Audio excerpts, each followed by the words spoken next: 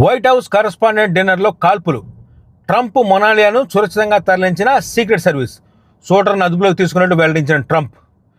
తుపాకీ కాల్పులుగా అనుమానిస్తున్న శబ్దాలు రావడంతో వైట్ హౌస్ కరస్పాండెంట్ డిన్నర్ నుంచి అమెరికా అధ్యక్షుడు డొనాల్డ్ ట్రంప్ను భద్రతా సిబ్బంది హుటాహుటిని తరలించారు.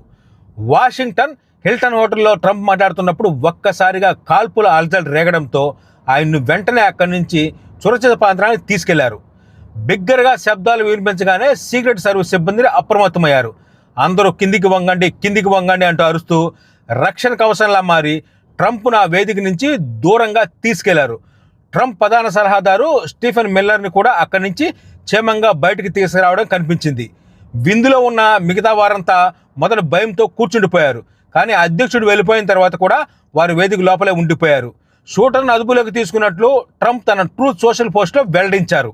డొనాల్డ్ ట్రంప్ మీటింగ్లో కాల్పుల కలకలం రేగడంతో మన ఇండియా ప్రధానమంత్రి అయినటువంటి మోడీ గారు కూడా డొనాల్డ్ ట్రంప్ కాల్ చేసి ఆయన క్షేమ సమాచారాలు అయితే కనుక్కున్నారని తెలుస్తుంది.